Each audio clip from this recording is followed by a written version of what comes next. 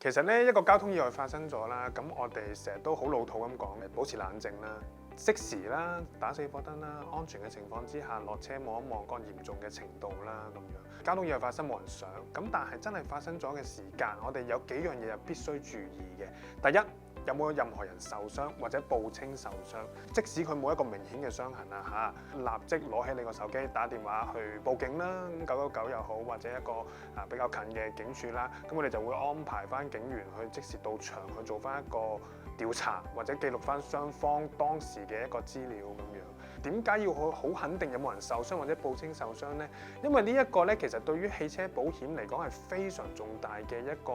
索償嚟嘅。即使你嗰一刻你見唔到佢有任何受傷，或者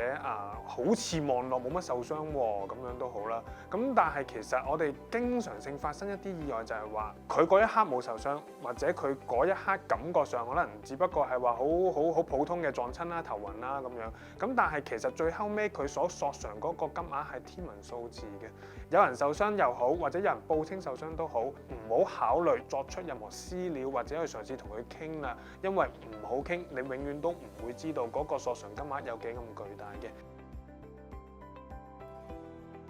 如果真係冇人受傷啦，好輕微嘅一個碰撞咁樣，咁你落咗車，當然啦，睇一睇自己嗰個損毀程度先啦。你可以嘗試去同對方傾一傾，到底會唔會有一個可能叫做和解到嘅情況啦？即係點啊？撞車唔好理邊個啱唔啱啦，因為其實大部分都係唔覺得自己有錯㗎啦。咁你落車就係話，你如果願意以一個金額去解決件事嘅話，譬如話5000啦，5000就5000，咁你就即時好以5000蚊去和解咗嗰件事佢啦。留意一樣嘢，你如果選擇咗去和解嘅話咧，其實已經係等於你放棄咗同保險公司索償嘅權利。所以你喺和解之前，你要必須好清晰知道，你決定和解，你就唔會有一件事發生，就係話你過2日去 claim 翻保險。呢件事係永遠都唔會發生到嘅，因為個保單條款關係。你要寫翻一啲我哋叫做雙方嘅和解紙啦，譬如包括入邊當中一定要好清晰咁講到明嗰個交通意外嘅日期時間，甚至乎 involve 咗一啲乜嘢嘅人士啦，當然係全名、身份證號碼啦咁樣。咁亦都係如果你哋願意咗用一個金額某一個數去和解嘅話，亦都將呢個金額寫翻上去。咁呢一啲係保障翻雙方嘅，唔係淨係投保人或者客人本身。咁任何人士咧，呢一封信都係去保障翻自己。唔會喺將來再被佢追討翻，但係有一樣嘢值得去提一提嘅，我哋亦都眼見過一啲 case 就係話寫咗一個叫做和解信之後，過咗一段時間真係會推翻咗個和解信嘅。所以我想講嘅係，即使嗰個和解信有幾咁 details 都好啦，但係其實佢喺法律地位上邊有幾咁可以令到你完全可以叫做 discharge 咗嗰個 liability 呢個我哋有少少保留嘅。所以一個意外你選擇去和解嘅話，我哋都係建議係比較一個細微嘅意外啦。當然你唔會話考慮撞到一架比較名貴嘅法拉利，你之後走去話諗住去和解啦。即使你幾有錢都好，咁我哋都唔建議啦。即係可能1萬幾千嘅你可以考慮啦。其實我哋都建議咧即係當然冇人希望會用呢一樣嘢啦。咁你話真係我哋需要用嘅時間，咁可能你真係編翻1-2份喺放喺架車度啦。因為你幻想得到我頭先提及過最好和解嘅情況就係當刻已經可以做到個和解就最好嘅。咁有時如果你冇呢啲文件喺身嘅時間，你好難真係即時作出到個和解。咁過咗1日或者過咗第2日之後簽翻呢啲嘢，好多嘢都唔同咗，好多嘢都變咗。好多時候一啲我哋叫做揾食車啦，即係可能啲的士又好，或者一啲小巴，經常性都會有一類型呢啲嘅文件喺車身上面嘅。我有個真實嘅案例，我自己曾經撞到一架的士啦，咁都好比較輕微嘅意外。咁我亦都係選擇去嘗試做和解嘅當刻。咁當然啦，我係冇 expect 過自己需要呢啲文件喺我自己嘅車度啦。咁但係原來我哋個的士司機又真係即時提供到一啲好多嘅呢啲信件俾我哋去簽。咁所以就冇錯嘅，車主嚟講都應該係隨時編翻2份喺架車上面都好啲嘅。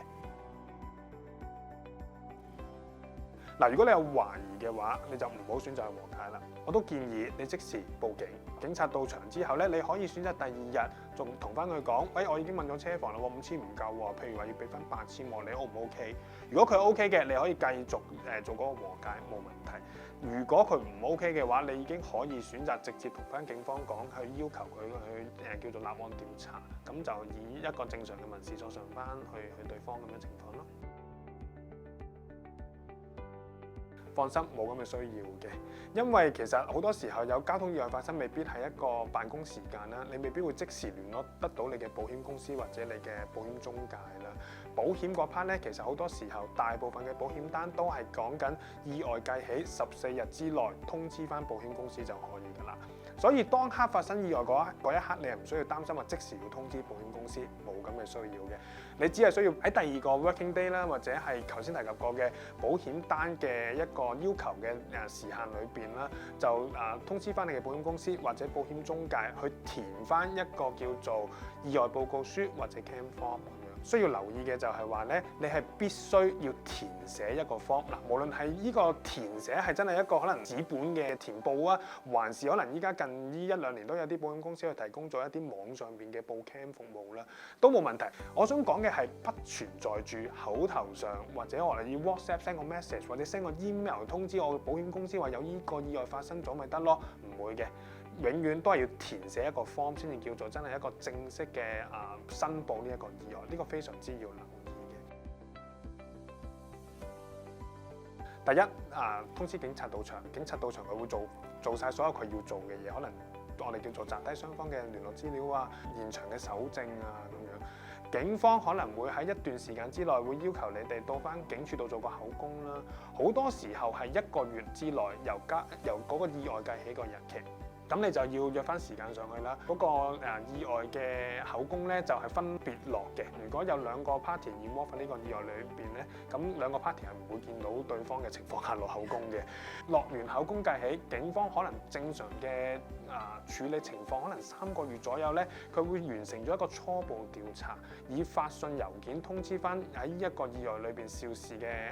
駕駛者已經完成咗調查啦。初步會告邊個？警方初步調查完之後，你好快就會收到法庭嘅通知，就係安排咗幾時上庭。好多時候都係講緊大約6個月，即係半年時間啦，由你個意外嗰一個日子到。嗱，值得留意嘅係呢一個過程裏邊，無論口供紙又好，或者警方寄俾你嘅頭先一個初步調查結果，甚至乎法庭嘅一個傳召你上庭嘅信件咧，記得必須要交翻俾你嘅保險公司。直到上庭之前，可能譬如話法庭安排咗聽日上庭啦，咁其實保險公司咧就會出翻一封信話俾你聽，佢到底會唔會委派一個法律代表同你上去法庭嘅。如果佢委派嘅話咧，保險公司會幫你安排晒所有嘢。如果保險公司唔諗住委派一個法律代表代你上庭嘅話咧，即係代表住佢唔反對你認罪與否，反正就係你上完庭之後，呢個結果無論係點樣都好，記得交翻俾保險公司。至少要有法庭出咗嘅判決信，就係證明咗對方喺呢一個交通意外嚟講係有責任嘅，可能係不小心駕駛，可能係危險駕駛，一定要法庭有一個判決信之後，你又或者你代表嘅保險公司先至可以去開始執行呢一個索償嘅程序。生性嘅保險公司或者生性嘅對方就可能可以好快1個月內賠到錢俾你啦，但係遇着更多嘅保險公司係會，我哋直接啲講係拖啦，或者耐啦、拗數啦。可以咁講嘅係，我哋見過有啲情況係由交通意外計起到可能講緊1年甚至乎2年都未真係完全 settle 到個賠償金都唔定。重點係我冇錯㗎喎，但係冇辦法，呢一個件事嗰個過程係需要呢個時間嘅。如果真係有一個交通意外發生，理論上係冇 involve 任何第三者嘅話咧，根據香港法例，你係可以唔需要報警嘅，